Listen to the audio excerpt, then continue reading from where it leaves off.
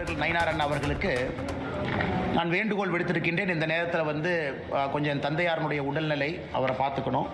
அதனால தான் அதிகமாக இன்னைக்கு கோயம்புத்தூர் பகுதியில் இருக்கேன். அப்பா அவங்க கொஞ்சம் டயாலிசிஸில் இருக்காங்க. To take care of him. என்னுடைய முதல் கடமை அது. அதனால் இன்றைக்கி அந்த அடிப்படை வேலைகள் என்னால் செய்வதற்கான சாத்தியக்கூறுகள் இல்லை. என்னால் அதிகமாக ட்ராவல் பண்ண முடியாதுங்கிற வேண்டுகோளை வச்சுருக்கிறேன். கட்சியும் அதை ஏற்றுக்கிட்டு வேறு வேறு பொறுப்பாளர்களை ரீஅலோகேட் பண்ணுவாங்க.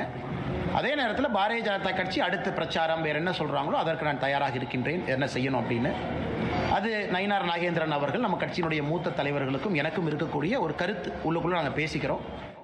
அதனால் கட்சிக்கு என்ன வேலை செய்யணும், கூட்டணிக்கு என்ன வேலை செய்யணும், நிற்கக்கூடிய பாரதிய ஜனதா கட்சியினுடைய வேட்பாளர்களுக்கு என்ன வேலை செய்யணும், நம்முடைய கூட்டணி கட்சி அனைத்து இந்திய அண்ணா திராவிட முன்னேற்ற கழகம் உட்பட எல்லா கட்சிகளுக்கும் என்ன வேலை செய்யணும்னு கட்சி சொல்லுதோ அந்த வேலையை செய்வோம்.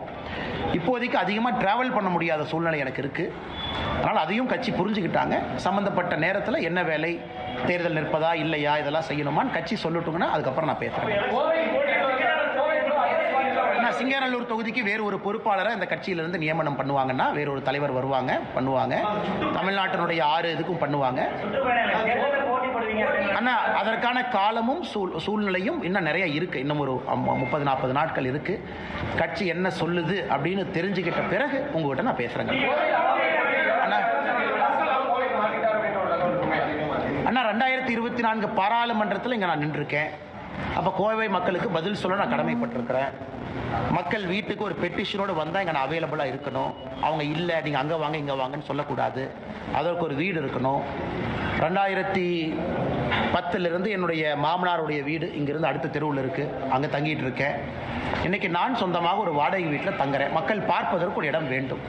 அதனால் விலாசம் அது எங்கே இருக்கிறேன், சென்னையில் இருக்கேன், சென்னையும் போயிட்டுருக்கேன். கட்சியினுடைய பணி இன்றைக்கி அதிகமாக இந்த பகுதியில் இருக்கேன். காரணம் தந்தையாருடைய உடல்நிலை காரணமாக. அதனால் தேர்தலில் அடுத்து என்ன பண்ணுவீங்க, எங்கே நிற்பீங்க, இதை பண்ணுவீங்களா, அதை பண்ணுவீங்களா, டெல்லி போவீங்களா, இதை பண்ணுவீங்களா, எதுவுமே எனக்கு தெரியாது. கட்சி என்ன சொல்லுதோ அந்த நேரத்தில் உங்கள்கிட்ட நான் பேசுகிறேன்.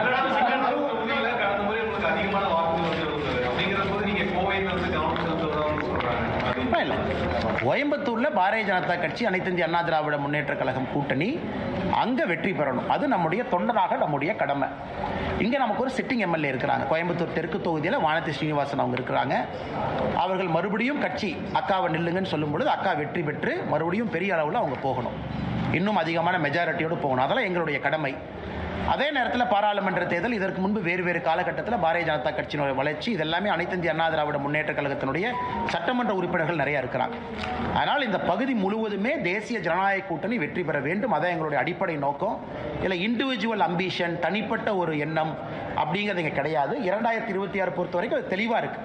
யார் முதலமைச்சர் ஆகணும் தெளிவாக இருக்குது. கட்சி யாருக்காக வேலை பார்க்குது தெளிவாக இருக்குது. அகில இந்திய தலைவர்கள் என்ன சொல்லியிருக்கிறாங்க அதுவும் தெளிவாக இருக்குது. அதற்காக நாங்கள் எல்லோரும் வேலை பார்க்குறோம். ஆனால் சாரி, ஆனால் கட்சி தொண்டர்களை பொறுத்தவரை அண்ணாமலையும் ஒரு தொண்டன் தான். கட்சி தொண்டர்களோடு இணைந்து பணிபுரியணும். அதனால் என்ன கட்சி சொல்லுதோ கேட்பதற்கு நாம் கடமைப்பட்டிருக்கிறோம். அதனால் இன்னும் ஒரு மாதம் சரியான நேரத்தில் உங்கள்கிட்ட பேசுகிறேங்க.